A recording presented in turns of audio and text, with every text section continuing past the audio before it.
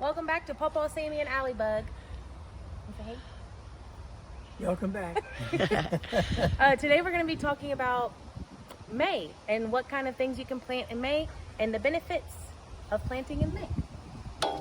Yeah, by now, in this part of the world, all danger of frost is gone. We're in zone 9A, 9B? 9A. Okay. I took a chance and put these in the ground early, and they're beautiful. What is it? Squash. That's a yellow squash. Now, see, clover puts nitrogen in the soil. So as long as it's just clover, I'll leave it alone until it gets so thick that I just start tearing it out and leave some. That keeps my soil replenished. About the clover, I know some people have been asking about companion planting. So would the clover count as a companion plant, or is that something different? I think, in my way of thinking, it's more like a cover crop, not a companion plant. To me, a companion plant would be like sticking, Like basil next to tomatoes? yeah, and the flowers. Marigolds? Yeah, in there. And the marigold roots pull the nematodes. It pulls it away from your tomatoes and your squash. And you'll attack the flower instead of the plants. Okay. So the clover benefits the soil, not the plant? Yes, it does. Now these over here, I put these in the ground last week. What are It's they? almost comical. Got a little bitty squash already trying to form. But I got tomatoes, peppers, 3 different kinds of peppers there, and squash. I'm gonna learn to quit building a fire around my plants. Look what I did to my blackberry bush. Oh no. Look at my look. Look at this blackberry right Go here. ahead. They're delicious. I've been eating them. You don't want that one? No, they are. Oh, I do. I have some blackberries at my house, Papa. My birds keep taking them before I can get to them. Yeah. Yeah. What were you burning? Huh? What were you burning? I burned limbs and trees. I pruned that big tree, and I burned it. Oh, I okay. take those ashes and spread them out, throw them on my potatoes. Okay. Now, here again, my potatoes. I get these potato plants out of my worm bin. What happens is, I'm gonna peel potatoes, I throw them in the worm bin. They sprout. When they sprout, I stick them in the ground. Look at them. There's potatoes all down in here. That, and that. So you did do succession planting with your potatoes. You have some over there that are going to harvest first. Yeah. That's and then plant some more so that you have a longer time to harvest. I plant funny. Like my potatoes, like I said, they're in the worm bin. Every time I go mess with my worms, I find 4 or 5 potatoes sprouted, potato peelings. So I come over here, I fill that bin up with potatoes. So now I'm sticking potatoes here. I got some stuck against the Oh, that's succession planting for sure. So I'm all over the place. But what about people that do not have a worm bin? How do they do this?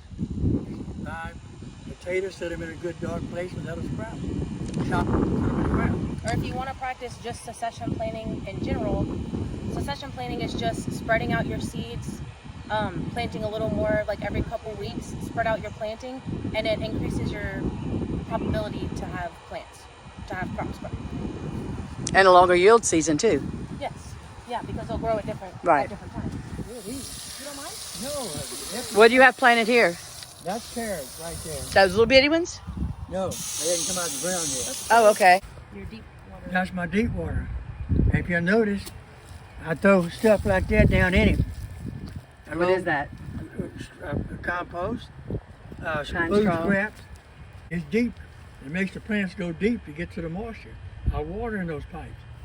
It'll make your roots go deeper to make your plant stronger because the roots are traveling towards the water. Now, see, And the worms will also come in and out to eat whatever compost you put in there, which helps fertilize the soil even How more. do the worms get in there? They can't get over They're the top. oversized. There's holes drilled in the sides all the way down to the bottom. Oh, okay. All right, see this? Clover. Now I'll leave it alone. If the beans get a little bigger, I'll pull the clover. Look at Put the nitrogen blueberries. in the soil. And feed them to the worms. Look Yeah. at my blueberries. Beautiful. Wow. This is basically these blueberries.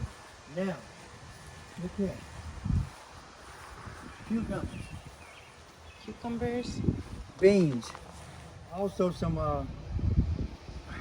Well, no, what's the big flowers? Sunflower seeds. Sunflower. Oh, really? Yeah, right there. All right, this is onions. Plus some wildflowers that just popped up. I left them alone. They're pretty. Pawpaw, come back right here for a second. This intercropping, this is the perfect example of intercropping, right? Yeah.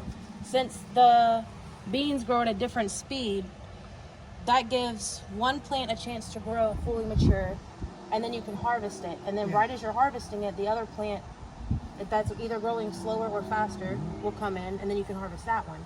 And it gives them both a chance to come in at different times. So you're using the same soil and the same pot for different crops. Yeah, Right. these grow so fast, I can run them out, run them down the fence.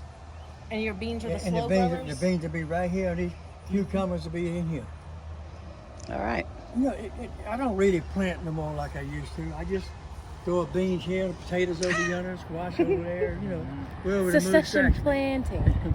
Hold on, notice that your blueberries are coming in really, really well. There's so many. Do all like fruit bushes or fruit trees or just any fruit come in right after the last frost, like in May? No. The only thing I can think of would be Japanese plums. It's already buried out.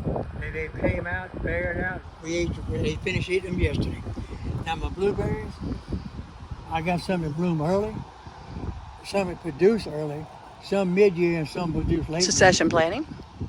Well, yeah, because when one bears out, the other bush kicks in. And there's another example of his deep watering worm towers, and there's an example of one of those holes they were speaking of. I hit them with vinegar, boy. I nailed them. 2 tablespoons of vinegar. On the roots? Yeah. Okay. 2 tablespoons of vinegar to a gallon of water and pour it around each plant. They're like acid. And you watch them jump out of the ground. I mean, look at them. Does it add nitrogen or oxygen or something? They lack acidity in the soil. They're at around 4.5, no higher than 6 or 7. They'll grow, but they don't produce right. You get it down to 4.5 or 5, and look at the blueberries. Well, yours are producing. They'll produce.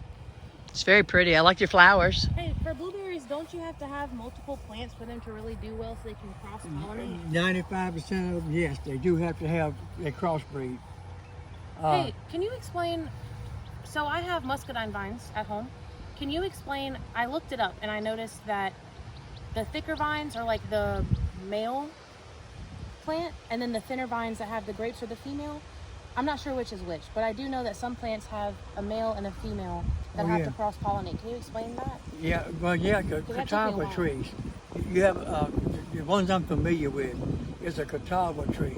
They got a male tree and a female tree, and when they got to stay together, it don't work. And there's multiple, but I just don't know them. I hadn't been messing with them that much. I was surprised because I didn't know that plants could have a male or a female. I thought just all plants kind of pollinated themselves. No, you got some. You have some pears that pollinate themselves, and then some of them you got to have a companion for it to cross-pollinate. Some apples do the same thing. Okay. Some peaches do the same thing. That's pretty cool though.